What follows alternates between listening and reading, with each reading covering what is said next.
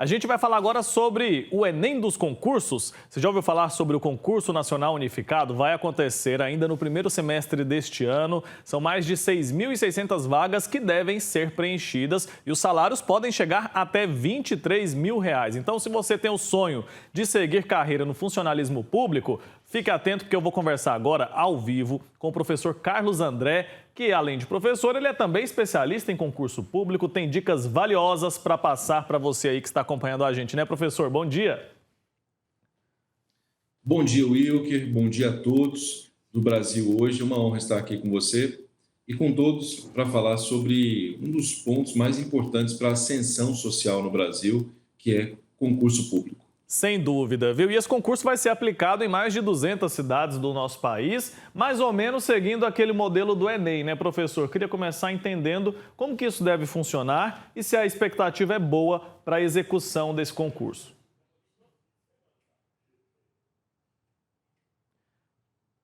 Travou ali a conexão do professor Carlos André, mas a gente vai restabelecer essa conexão justamente para que a gente fale mais sobre esse concurso nacional unificado que vai preencher muitas vagas, né? Não vai ser suficiente para preencher todas as vagas que estão em aberto no funcionalismo público, mas com certeza é muita gente que vai ser beneficiada, né, com uma carreira ali como servidor público federal. Para falarmos sobre o Concurso Nacional Unificado, uma boa ferramenta para aumentar ali os rendimentos das pessoas, né, professor? Mais uma vez, bom dia para o senhor. Bom dia mais uma vez, Wilker. Bom dia a todos. Sim, sem dúvida, é uma forma de ascensão social. Talvez seja, no Brasil, uma das grandes formas de ascensão social, obviamente junto ao empreendedorismo, ao concurso público, principalmente um concurso unificado, um concurso que dá acesso a todos os brasileiros, né, do Oiapoque ao Chuí, de trabalharem naquilo que seria o governo federal, nos ministérios, nas fundações. Isso é algo muito bom, muito interessante. Sem dúvida, né? No início da nossa conversa, eu perguntei sobre a questão da execução desse concurso unificado. A gente tem o exemplo do Enem, que é um exame muito maior, né, uma aplicação muito maior e que tem sucesso aqui no nosso país. A gente deve esperar isso também para esse concurso? Eu me lembro muito claramente quando o Exame Nacional do Ensino Médio passou a existir. Foi muito estranho, as pessoas à época questionavam, porque havia prova, por exemplo, em Goiânia, na Universidade Federal de Goiás, havia em Minas Gerais, a Universidade Federal de Minas Gerais. Isso fazia com que houvesse um gasto, evidentemente, muito grande do governo federal, evidentemente. Além disso, também o gasto das próprias pessoas, porque veja que é caro estudar para um determinado vestibular específico, né? A questão de gasto com material, com curso preparatório. E aí o que fez o governo federal à época? O governo unificou, e isso foi importante porque hoje, dentro do que se chama de SISU, qualquer pessoa pode estar em qualquer instituição pública do Brasil, desde que, evidentemente, esteja tecnicamente preparado. Vai acontecer a mesma coisa com a lógica dos concursos públicos. É um caminho, na nossa concepção, é sem volta. Não só nesse concurso unificado, mas, por exemplo, no concurso da magistratura, também vai haver um concurso da magistratura, ou seja, para juiz, concurso nacional, e aí há uma tentativa de reorganização de todo o sistema de concurso público, como é o caso do Enem. Então, eu vejo isso, eu com muito otimismo. Pois é, ainda mais que a gente sabe fazer, né? O nosso país sabe fazer, basta se organizar. E eu acho que isso também promove essa inclusão, né? Que o senhor mencionou que é fundamental. Por quê? Se antigamente a pessoa ia prestar um concurso para o Ministério da Saúde, por exemplo, ela tinha que se deslocar de onde estava e ir até Brasília, por exemplo, para fazer essa prova. Agora, com esse concurso, não vai ser mais necessário, né?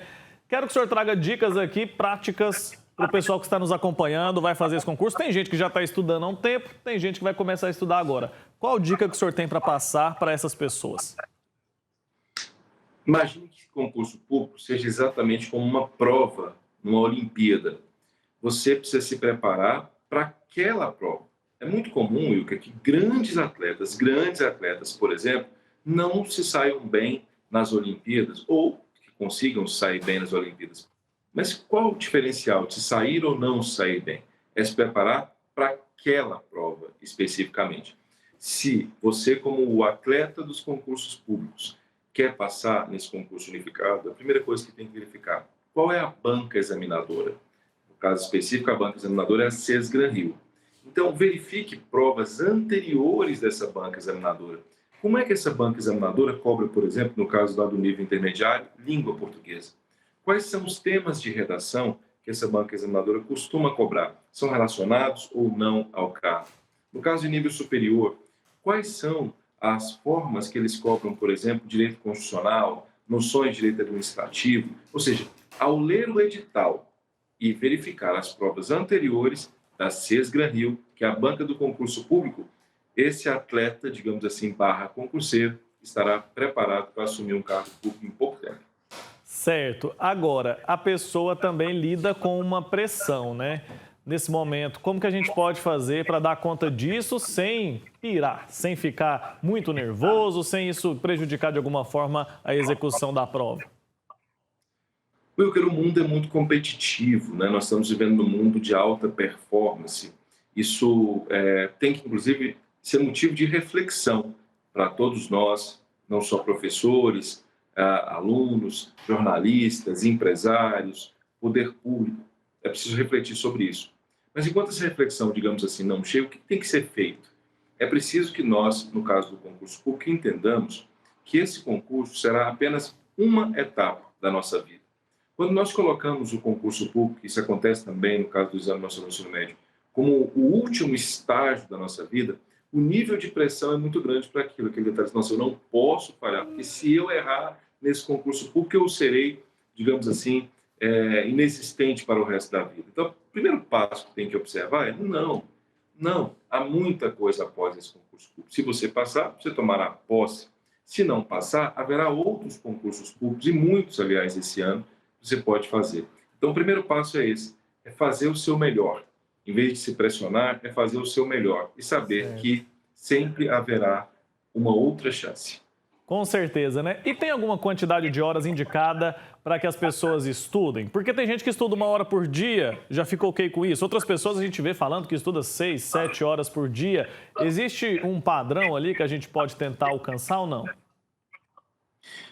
Costumo dizer que concurso público, estudo para concurso público, exige até um trabalho interessante de mentoria, se a pessoa tiver condição, né, como especialista, ou uma auto-mentoria.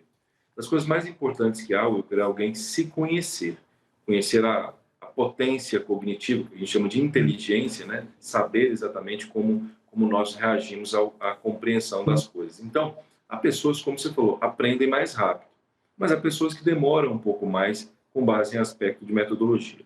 Qual é o ideal? Qual é a média para se passar no concurso público? 5, no mínimo 4 horas por dia. Essa é a média. A média. Para se passar muito rapidamente, 8, 9 horas por dia. Dá para passar 1 hora por dia para o estudo? Eu só tenho 1 hora por dia para o estudo. Você vai ter que, então, com essa 1 hora por dia, você vai ter que ter um nível de excelência em termos de estudo. Então, primeira coisa, conheça-se, verifique a média, essa média de 4 a 5 horas, verifique se você consegue estudar esse tempo todo. Se não conseguir, o que você pode fazer para estudar o edital com base na prova da SESGran-Rio, que é a banca examinadora, para que você possa ter a possibilidade de sair o melhor possível. Então, esse é o conselho que eu daria de maneira prática em termos de hora de estudo.